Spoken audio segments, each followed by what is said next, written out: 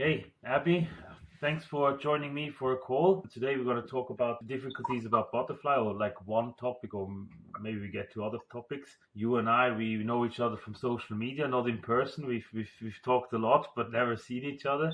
But I know you have a deep understanding of swimming, and you've done it yourself, and you're coaching. So yeah, let's jump right in. As I said, butterfly is the main thing we talk about. We want to see what are the difficulties and what are the most difficult things about butterfly, which you see from youngsters to grown-ups. You're mainly specialized in the youngsters, right? In younger swimmers. Yeah, I do a lot of work right now with age group swimmers. So in the US, that's anywhere from like 7 to 8, maybe a 6-year-old up to 18 years old. But I really prefer the age of like 10 to 12. I enjoy teaching them. And for those, it's really timing and trying to get the hands up and over the water. Because at some point, you and I probably struggled with that, even though we don't now. That's like a common issue that we see with young swimmers with butterfly. How do you? I mean, yes. I mean, for me, it's the one thing which usually all the people do wrong, and I said it in another call already as well. Usually, it's the mismatch of the kicks. You know, when they have in front one two kicks, and then they do the swing two kicks instead of having Yeah. one two one two. But how do you get it out? I mean, for I don't know. For us, for me, it's very hard to. I try to some sort of think about it. You're, I think, more experienced in coaching than I. How do you? What did you suggest someone to how to change it? Yeah, well, so for someone who has the two kick, kind of like the delayed fly, is what I would call the situation you described. That's better than some of the people that don't have a second kick, because like butterfly is extremely kick driven. So if your kicks don't exist or they exist at the wrong time, it's going to make that stroke infinitely harder.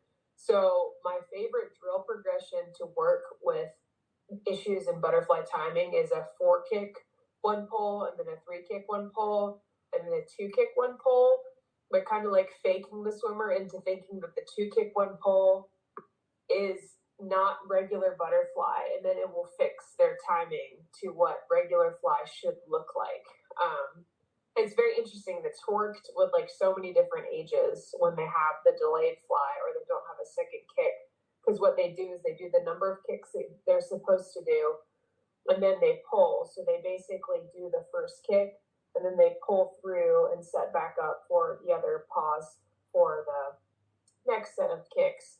So it fakes them into doing kick one correctly, and then they pull through. And as they pull through, they start to realize, oh, I need to pull and kick as well. And then boom, there hits the second kick. Yeah, so it's a staggered approach, and at some point they feel more comfortable with the kick. Right? I like that one. I like that one. For me, it was always I. Funny enough, I don't have like you like an approach now for getting the kicks aligned, because I usually for me it's more the most people I've seen that it from when it went from it didn't work and it went to work, it was that it like they tried it, never worked, never worked, and at some point may Yeah. click.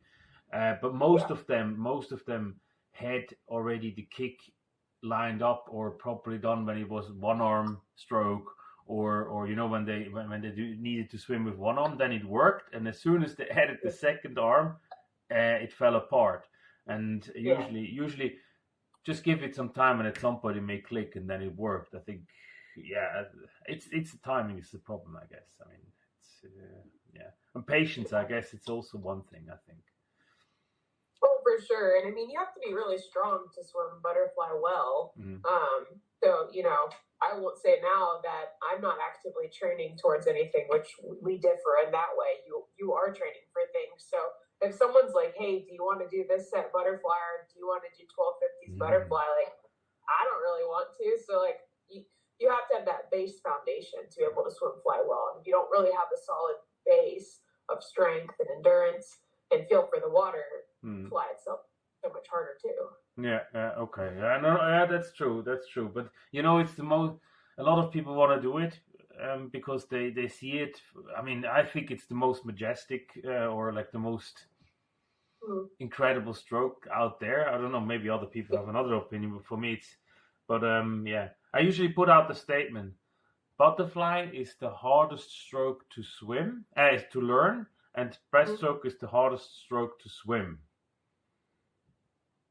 Actually, I like that. Yeah, I've never really thought about it that way. I think I've always said breaststroke is the most technical because I do think there are just so many different ways you can swim breaststroke fast. But yeah, fly's hard. That's perfect. That should be the title. Yeah, good. Yeah, true. Yeah, that's a good one. That's a good one. I mean, what can you do? Do you? I mean, I never looked at it from a dryland perspective. I know you have also knowledge about that. Like you have a good knowledge about that. Do you have a drill for, or like something which you have in your mind about what they could do on dryland to actually get to that timing or fix the timing issue on land? Or is it? I mean, with freestyle, I know how to explain it on land when it's walking. You know, when you walk and you should when the left foot goes forward, the right arm should swing forward, and so it's like walking alongside the street. But in butterfly, do you have anything which could explain it as well, or? The only two things that jump to my mind that maybe could work would be doing anything that's like, you know, the up and down motion. So like a Superman or back extensions, being able to work that flow. And then you really have to count the cadence in your head as well. So anything that like, I always say like kick, recover when I teach butterfly. So if there was a way to do that beat or flow kick in, on land, then but I think you would do like some hip hinges and different types of exercises in dry land, and then if you can add the frequency of how the kick should connect to the arms, I mean that would be the best thing ever. Okay. Yeah, I like that one. No, that's good. I mean, you can't really say never try to swim butterfly because that would never work because everyone would want to do it. But what would be the main tip which you would give someone in mine? I know I would say patience. Like be patient with yourself and just line it up. At some point it will make click. But what would be your tip which you would like give out to someone who learns it or tries to learn it? Yeah, I mean, I agree exactly. You should be patient. You should be, kind to yourself and give yourself the time to build. Because if you know how to swim freestyle, like you said earlier, it's so much more of a flowing stroke, like walking and running, that our bodies are much more built and apt to understand that faster than breaststroke and fly. So if you're going to dabble in the quote unquote harder strokes, you got to be able to give yourself the time to adjust to it. But by no means does it mean just because it's hard, it's not possible. It's totally possible. It just take a little bit more time. Okay. Well, good. I mean, I think for that little topic, I think it's a good start. I think we need to go more into detail when it's about different things or about more detailed things about the style itself or as such. I think we will have time again, but for that, I guess it's a good intro, and thanks very much for this. Yeah, you're welcome. Thanks for having me.